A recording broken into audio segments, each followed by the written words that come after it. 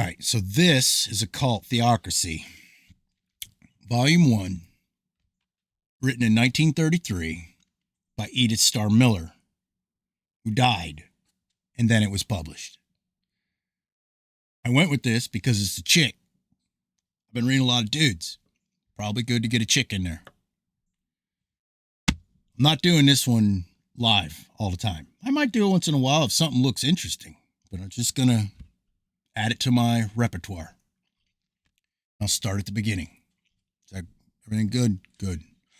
Occult Theocracy, Volume 1, Edith Starr Miller, Lady Queenborough.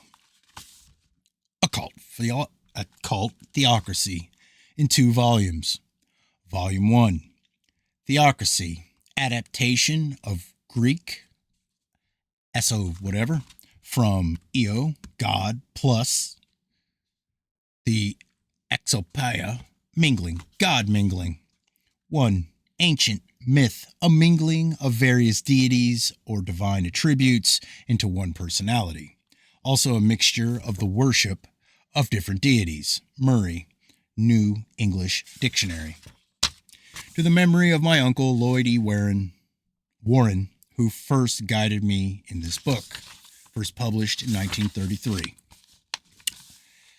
Do I read the foreword? Yeah, let's read the foreword. This book makes no claim to literary merit. It is simply a work of research and documentation giving evidence and facts which I trust will help the reader in drawing his own conclusions. In the course of my researches as an international political investigator into the causes of social unrest, I have probed the depths of infamy which now surrounds not ours only, but also the next generation, whose right to lead a decent life should be as good as was ours. As a woman of the world, I have witnessed things the existence of which I did not suspect, and I have realized that, due to my protected position in life, they should never have been expected to have come to my knowledge. Let me tell every woman, however much protected, whether dairymaid or duchess, that the safeguards which she imagines to be thrown around herself are but a mirage of the past. Her own and her children's future are at the mercy of those forces, the activities of which it has been my business for the last 10 years to follow as one of a group of investigators. Today, most of the good people are afraid to be good. They strive to be broad-minded and tolerant. It is fashionable to be tolerant, but mostly tolerant of evil. And this new code has reached the proportions of demanding intolerance of good. The wall of resistance to evil has thus been broken down and no longer affords protection to those who, persecuted by evildoers, stand in need of it. Worse still, there are cases wherein virtuous people's good name is relentlessly filched from them, but no effort will be made by the presumed good people to rally to their defense. Happy are they if they themselves can discover the cause of their ruin, material or moral, either partial or total. In offering this book to the public, I have endeavored to expose some of the means and methods used by a secret world, one might almost say an underworld, to penetrate, dominate, and destroy not only the so-called upper classes, but also the better portion of all classes. There are those who feel confident that if they refrain from joining any society or group and avoid entanglements, no harm can befall them. To such, let me say that situations can be and are created for innocent dupes every day, and wrecked homes are the direct result. Neither fortune nor a blameless life led, as it were, in an island of strict virtue in the midst of a tumultuous sea of evil, spells security. Irrefutable evidence of a particular example of underworld tyranny has come into my possession. The victim's guilt was her reluctance to step from virtue into the mire of evil which surrounded her. Moreover, she was intolerant of evil and sought to oppose and destroy it. The case of her persecution at the hands of her foes is complete. She belonged to what is termed society, and did also some of the other actors in this bewildering drama. Ooh, sounds spicy.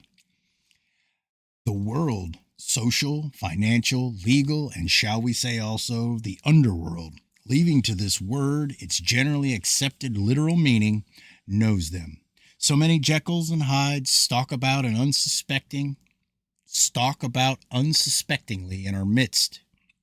From such an example, I have led to a conclusion that, among others, three factors can help one from being completely destroyed by combined forces of that underworld: a flawless life, independent means, and real friends, all three of which must be backed by a fearless determination to fight evil on all points of the Masonic compass. Ooh. In these days when apparently vice triumphs and virtue must be penalized, it may be well for all of us to fight the undertow by which our children may be dragged under and must of necessity perish. Vice rings and secret societies form but one vortex into which youth is drawn and destroyed, whilst the good people, because of their ignorance, look on helplessly in despair. It is for their instruction that this book has been written. Its compilation has taken several years, and had it not been for the generous efforts of one of my friends, me de Ch1pg21, and of several other persons, I would never have been able to complete the task which I set out to accomplish. What must concern us all now is the protection of decency, or, in other words, equal rights, for such as are not vice adepts. This book is not complete. It will never be complete. But for the present, it must remain as a study of the root conditions which have led to present-day subversive upheavals and the overthrow of the principles of Christian civilization. I'm back into Christ again. I can't get away. All three of them. It's cool, though. It's cool. This sounds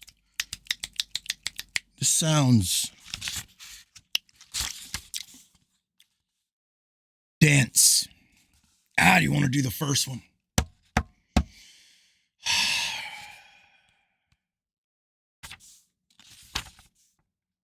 Sure.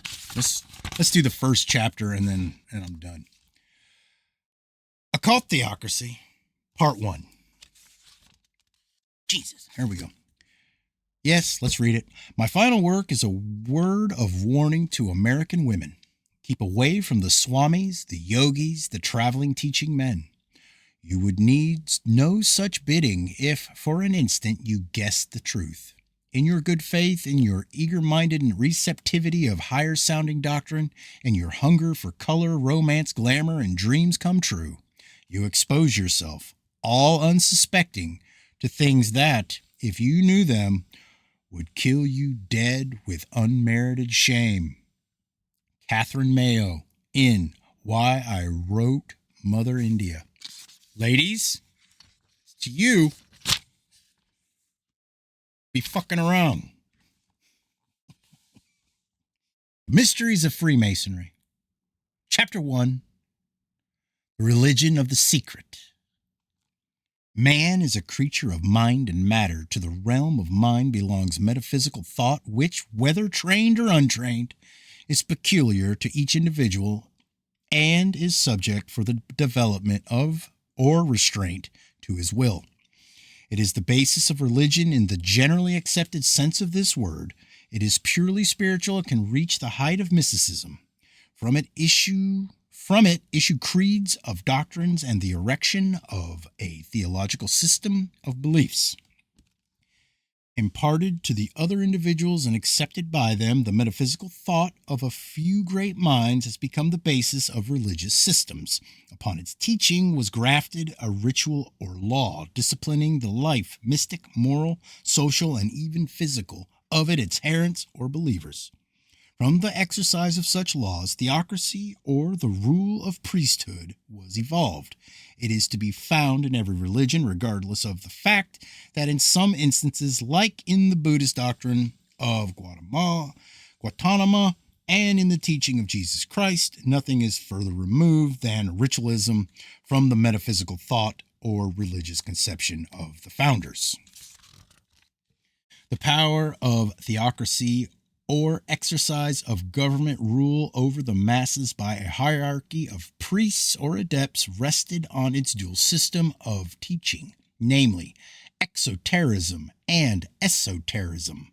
The former, a code of discipline of the thought and mode of life of the masses, the latter, the hierarchic school wherein we were trained, the chosen adepts destined to safeguard the rules imposed upon the people by the high priests. Upon a close study of the manifold religious systems, the corruption of which led to theocratic rule, namely Brahmanism, the ancient Egyptian cult, Moahism, Judaism, Christianism, and Mohammedanism, one finds the accepted belief of monotheism as the basis of esoteric or secret belief or doctrine. Ooh. Monotheism here taken in the sense of first principle.